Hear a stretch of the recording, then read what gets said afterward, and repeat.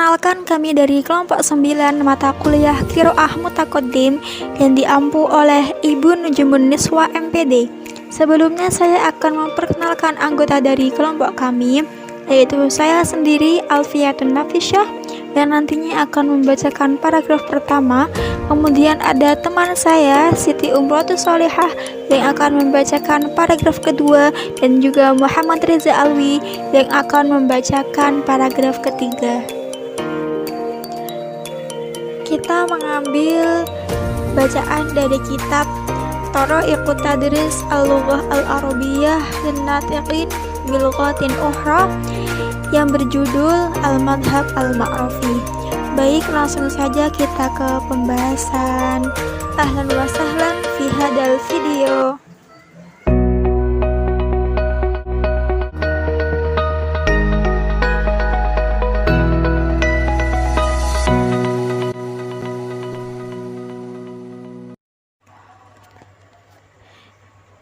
Bismillahirrahmanirrahim. Al-Madhhab Al-Ma'rafi, teori kognitivisme. An-Nash'ah, perkembangan. Minal ma'rufi annal ittijahat sulukiyah fi ilmin nafsi kanat musaytiratan ala mayadinit ta'lim mundu awailil qarnil 20 hatta nihayatil aqdis sadis minhu, wahiyya fatratun tarbu ala nisfi qarnin. Telah diketahui bahwa teori behavioral dalam ilmu psikologi mendominasi dalam bidang pendidikan sejak awal abad ke-20 hingga akhir dekade ke-6, yakni lebih dari setengah abad. Wa qad ittafaqat ara'as sulukin min ulama'in nafsi ma'a ara'il banawin min lughawiyyin fi nadrah ila tabi'atil lughah wa asalib iktisabiha. Ada beberapa pandangan mengenai teori behaviorisme menurut ahli psikolog yang sepakat dengan teori strukturalisme mengenai persepsinya tentang karakteristik bahasa dan metode pemerolehan bahasa. Watabal wuri natijatin lihadal ittifaq ittijahun nafsiyun laghawiyyun urifa bil ittijahis suluki al-bunyawi. Dengan kesepakatan tersebut, maka muncullah teori psikolinguistik yang dikenal dengan teori behavior struktural. Wa fi bidayatil khamsinati tubiqat nataiju hadal ittijah fi baramij ta'limil lughah al-ajnabiyyah fi ma urifa bil madkhal as-sam'i asy-syafahiyyi mumatsalan fi tariqah as-sam'iyyah asy-syafahiyah. Pada awal tahun 50-an, hasil teori tersebut diterapkan dalam program pendidikan bahasa asing yang dikenal dengan pendekatan audiolingual dan diterapkan juga dengan metode pembelajaran audiolingual.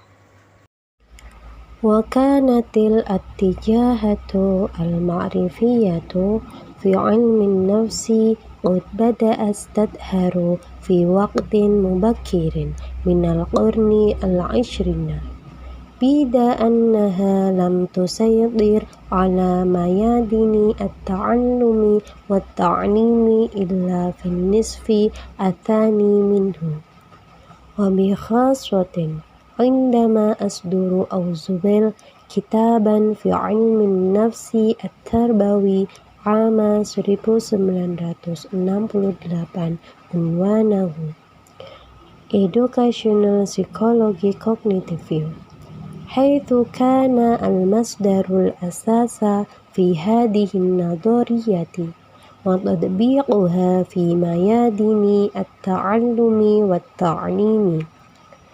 يرى أوزبيل في هذا الكتاب أن التعلم ينبغي أن يكون ذا معنى حقيقي عميق لدى المتعلم murtabitun bitakwinihi wa fikrihi wa juz'an mahman syakhsiyatihi wa an yakuna aunan lahu ala fahmil hayati wal alamu min hawlihi. Teori kognitif dalam psikologi mulai muncul pada awal abad ke-20. Namun hal itu tidak mendominasi di bidang belajar dan mengajar kecuali pada 2,5 abad setelahnya. Pada saat Ausubel menerbitkan buku tentang psikologi pendidikan pada tahun 1968 yang berjudul Educational Psychology Cognitive View, yang menerangkan tentang teori kognitif dan penerapannya di bidang belajar mengajar. Dalam buku ini, Ausubel mengatakan bahwa definisi belajar harus mempunyai makna yang tepat bagi para pembelajar. Hal ini berkaitan dengan pembentukan pemikiran dan kepribadian dari pembelajar yang juga menjadi alternatif bagi mereka dalam memahami arti kehidupan dan dunia yang ada di sekitarnya.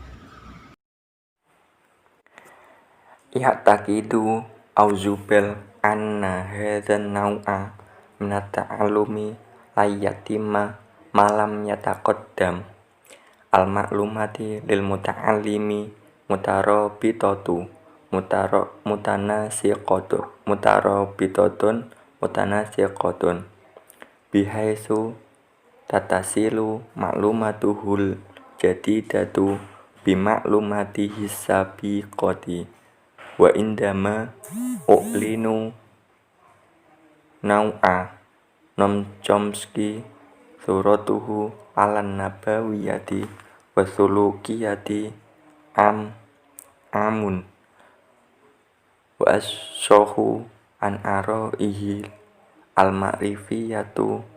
al-ma'rifiyatil fitratiyati fin nadriyati ila tabi'atil lughati wa athalibi iktabiha kana dzalika idanam bintihail itijahati sulukiyatin nubuwiyati fitirasatil lugawiyatin nafsiyati ittahilla mahallihal ittijahatil ma'rifiyatil fitratiyati. Ausubel meyakini bahwa bentuk pendidikan semacam ini tidak akan berlangsung lama, kecuali ilmu yang diberikan kepada pelajar tersebut dengan cara yang koheren dan konsisten, sehingga ilmu baru yang diperoleh saling berkaitan dengan ilmu yang telah didapat sebelumnya.